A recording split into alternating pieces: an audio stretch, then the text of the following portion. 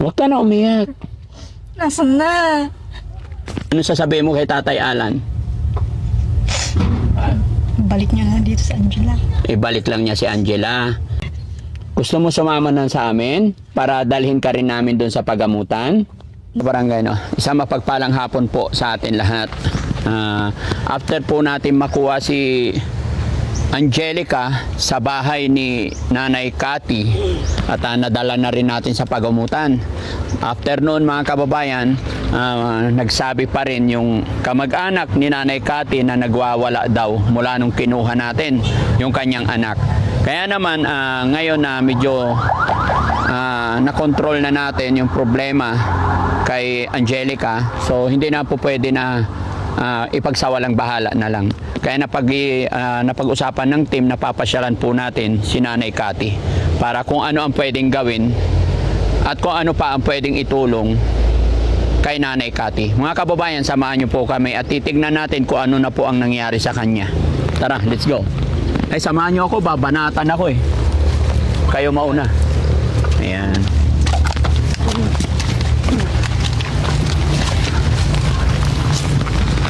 Mustahin natin. Ang init mga kababayan. Hindi ako nakapagdala ng jacket.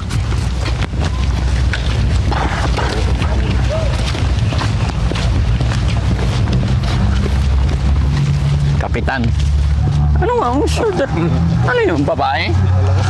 Ilaglag kita dyan eh.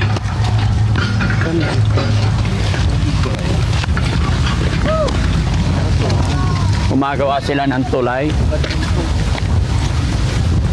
Dinaharangan na yung tubig.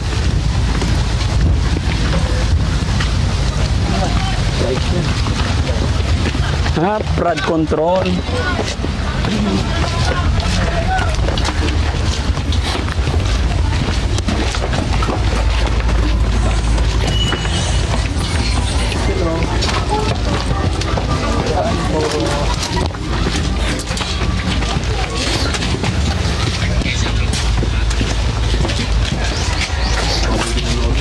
Ha? Hindi nga.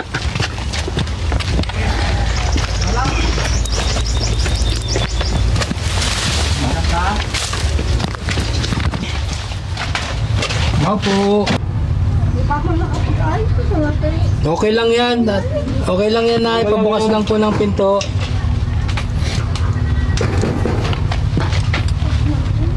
Ha? Hindi. Pabukas mo lang saglit. Saglit lang. Ika. Ito na si... Cathy, kumusta ka na? Okay ka lang? Kamustahin ka lang namin. Okay ka lang? Hmm? Kumain ka na? Ha? Ba't ka umiiyak? Halika, usap tayo. Halika, may sasabihin ako sa'yo. Ba't ka umiiyak? Si Angela nga. Si Angela. Si Angela, dinala namin sa pagamutan. Pag magaling na siya, magkakasama na kayo. Kasi kawawa rin siya pag dito lang hindi gagaling. Halika, huwag kang mag-alala. Ibabalik namin si Angela. Umiiyak siya mga kababayan. Ito po yung rason ba't bumalik kami para mapakiusapan siya. Siya yung isusunod natin. Huwag kang umiyak, kanay. Ha? Halika dito ka. Usap tayo para makapag-usap tayo maayos. Gusto mo bang makasama si Angela? Gusto mo pumunta sa kanya? Ha? Gusto mong pumunta kay Angela? Ha? Ibabalik din sa'yo si Angela ng tatay niya pag okay na. Pero syempre may mga inaayos pa tayo, ah. Huwag kang umiyak. Kumain ka na ba? Kumain ka na? Ha? Dito ka lang, ah. Paano ka namin matutulungan pag nandiyan ka lagi nakakulong? Ha? Angela? Ay ano? Ate Cathy? Gusto namin ikaw matulungan. Gusto mo sumama sa amin? Punta tayo sa pagamutan. Ha? Kasi kung nandito ka lang, tignan mo, baka mamaya may mga ahas na dyan sa ilalim. Punong-puno ng lamok dito. Kung nga dyan eh, sabi nga iahas, tapos awayin ka. Hindi ba kayo magamit ko dyan ha? Ha? Asaan yung nanay mo? Tignan mo, oh. Dito na lahat. Ha? Hintay ko ang anak ko eh. Hinihintay mo yung anak mo. Saan galing yan? Sige lang, kain ka lang. Sabi na nilalason ko kayo. Ha? Kaya na, tinabutan ko kayo. Kung sabi niyo nilalason ko. Hindi po. Hindi kami nag-iisip ng ganyan. Kumain na kasi kami. Eh, sabi mo nga, may na, pakaroon siya. Yan ang kailangan niya, yan niya, ganto-ganto. Ha? Huwag ka na umiyak. Pasensya ka na. Gagawin namin ng paraan para matulungan ka rin namin, ha? Ha? Huwag ka na umiyak. Hindi mo lang ibalik sa, pinakuha mo sa papa niya. Ha? Yung papa niya ang kumuha. Ano? Sino? Siya. Anong ginawa niya sa'yo? Ha? Huwag ka mag-alala. Oo, mo yan, sinaktan niya yun. Hindi sinaktan yung anak mo.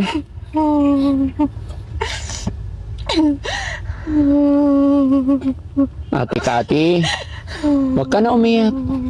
Hindi namin sinaktan. Kinuha siya ng Ako tatay. nasa labas lang niya, nagluluto lang ako na pinipili niya. Buti ka lang hindi ko nakita eh.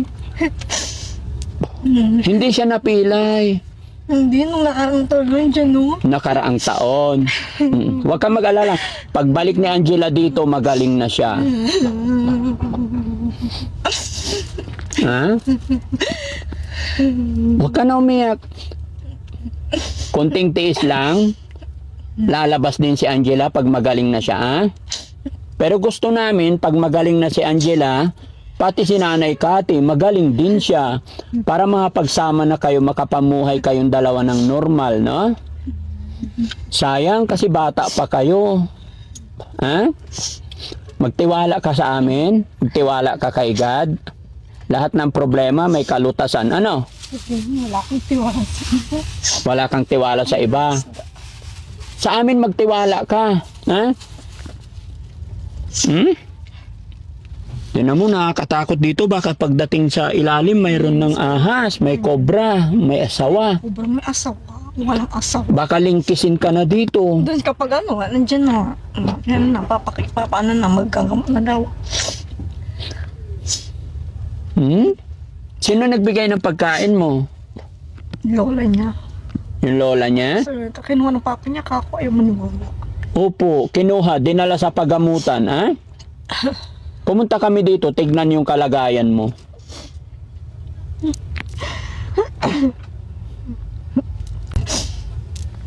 Huwag ka na umiyak. Nasaan na? Sabong ko.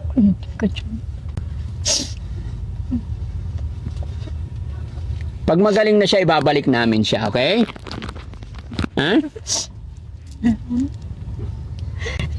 Gusto mo sumama na sa amin para dalhin ka rin namin doon sa pagamutan?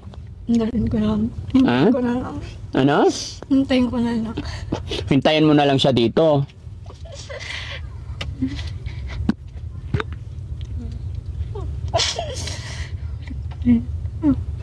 Pero bago ibibigay sa iyo si Angela, kailangan pati ikaw madala rin sa pagamutan ate. Ha? Para mamuhay kayo ng maayos pareho. Gaano ba kamahal si Angela? Ha? Naman ko siya. Mahal na mahal. Ano mo kamahal si Angela? Ha? Mahal na mahal. Huwag kang umiyak. Ha? Tutulungan ka namin. Basta makikooperate ka lang. Kaya gusto ko rin makausap yung nanay mo para merong Ay, ikaw gutom ka. Ayan, nung may ulam at saka isda. Ayan, nung may karne at saka hinalo ko yung mais. Baka mamaya ako pang kainom sa kakatitig mo dyan. Kung sabing may ginagawa dyan. Baka yung pang dyan na nag-aaral dyan sa labas.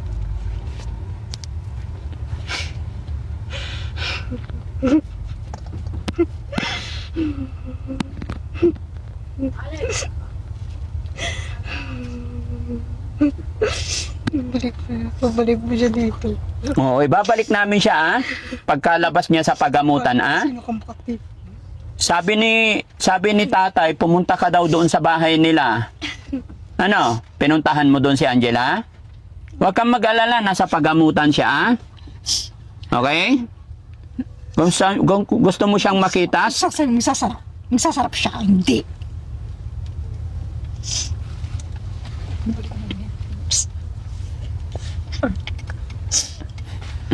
Halika, dito tayo sa labas.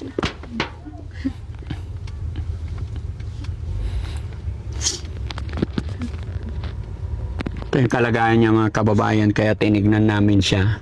Chinek namin sitwasyon kasi nag-message ang ibang yung kanyang pinsan na pumunta daw doon sa bahay ng kanyang asawa, yung kinaroroonan ni Angela, yung unang pinagdalhan. Bagamat hindi niya na inabot si Angela doon dahil dinala na ng pagamutan, no? Pero gusto rin namin mga kababayan na dalhin din si nanay sa pagamutan para makapamuhay ng normal. Dahil kung sakasakali loobin ng Panginoon mga kababayan na si Angela ay magaling na, ay hindi rin pwedeng ibalik sa kanya. I'm sure hindi papayag ang tatay na ibalik si Angela dito na ganito ang kalagayan ng nanay. Ha? Kasi hindi niya po maalagaan ng maayos. Naaalagaan ko siya kasi kapag naglilinis ako, nandito na siya nakahiga. Tapos kapag hindi na ako makapaglaba, tatabihan ko na siya. Tapos kami, maglalamaw ako. Siyempre, parang ayun ako, super sunod niya ako. Hindi niya maalagaan yung anak niya ng maayos mga kababayan. Maalaga ako kaysa dyan mga dyan. Paano sabi niya, siyempre, personal na naiingit ako ganyan-ganyan. Yung lula pa kanyang kakausapin na para pinapapasok ko ngayon, alam mo yung matang ka na dyan. Tingnan mo kung hindi ko pa ngayon, sinambunan na nanapin niya na. Kaya bro, inilit ko pa nga dito. Pinapakapa niya sa... Pero ate Kati, hindi pwedeng habang buhay nandyan lang na hindi nakapag-aral yung anak mo. 'Di ba? Ay naku, hindi kami nagko-COVID dito. Ha? Hindi kami COVID. Diyan ang COVID. Kaya nga sabi niya, hindi na ako para mag-COVID, sabi niya. Nanay niya. Patong-patong na lahat mga kababayan. Oh, Pati mga basura. Ito yung attitude ng mga ganitong pasyente mga kababayan. Pinagsasama, marumi, malinis. Basta magkakasama na yan. Kaya hindi talaga pwede. Actually mga kababayan, sabi po ng ibang mga tao dito, si Angela po ay walang problema sa pag-iisip. hindi ko pinapanakaw niyan. Halos kapag Kaya lang, itong nanay lang talaga ang may problema. Sa katagalan na ikunulong daw yung bata, Basta hindi ko kayo pinapasok ha. parang nahawa na lang po Hindi siya, lang ako hinintay. mga kababayan.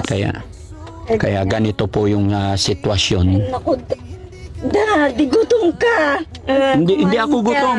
Ikaw, Ay, baka pinipintasan mo yung luto ko. hindi. Kumain na kami. Ikaw kakain, may kanin ka? Nangagwit, tira ko pa yan. Ay, nagsangag ikaw. Parang konti ka lang binawasan ko dyan. Ayan, patong-patong. Sige lang, lagay mo lang dyan, ha? Kumain ako, magkumain. Ate, tinignan namin ang sitwasyon mo. Lumalabas ka ba para bumili ng pagkain? Balik mo na dito. Muna ako, babalik muna dito. Babalik muna dito.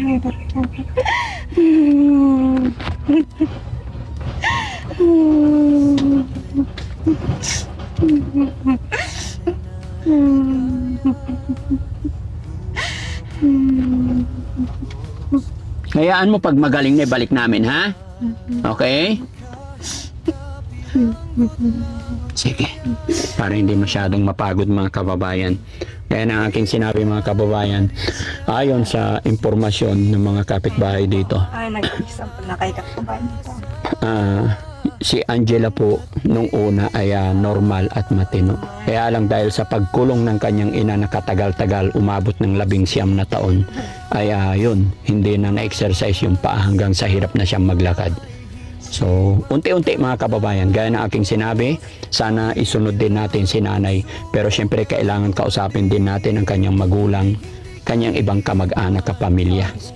Mayroon tayong authorized, pumapayag sila na ito'y dadalhin natin sa pagamutan. No? Wala akong sakit. Ha? Wala kang sakit. Sige ate. Basta ano lang, magpapacheck up lang tayo, ah? Ha?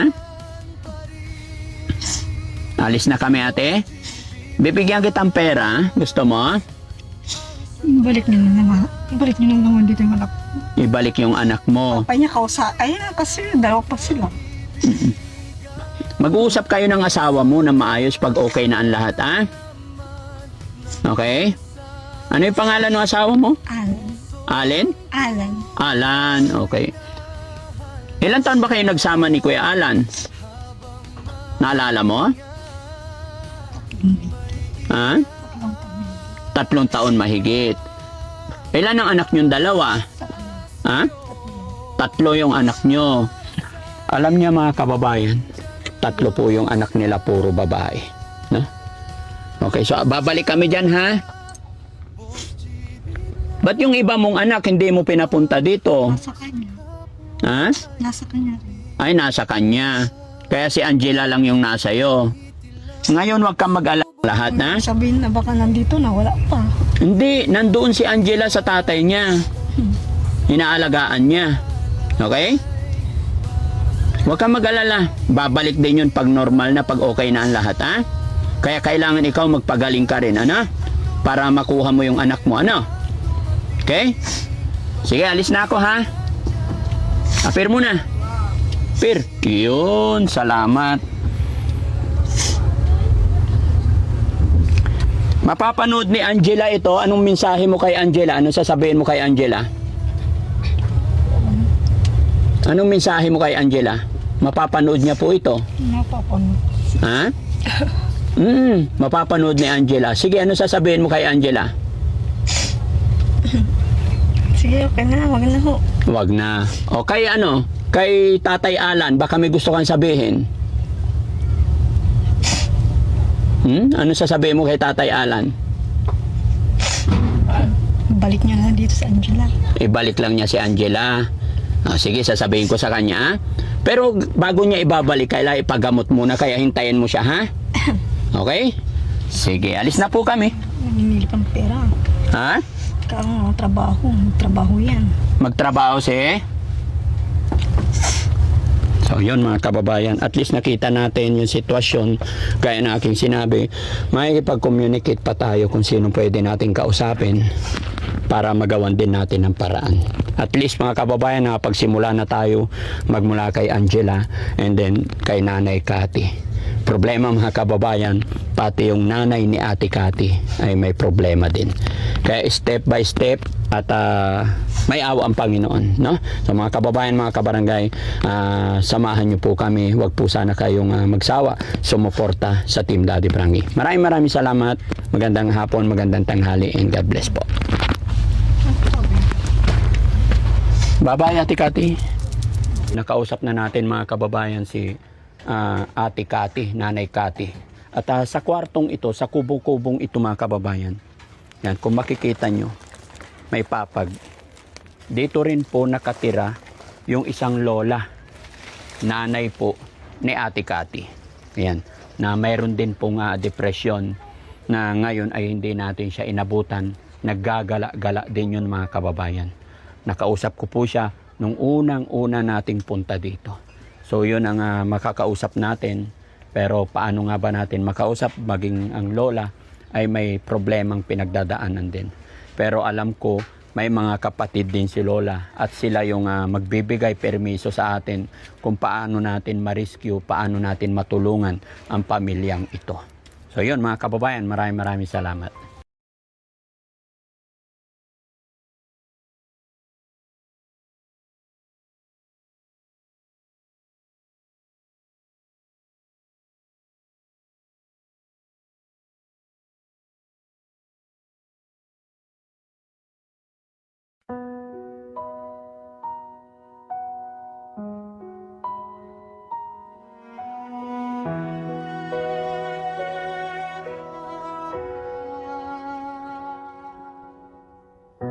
Sa gitna ng gulo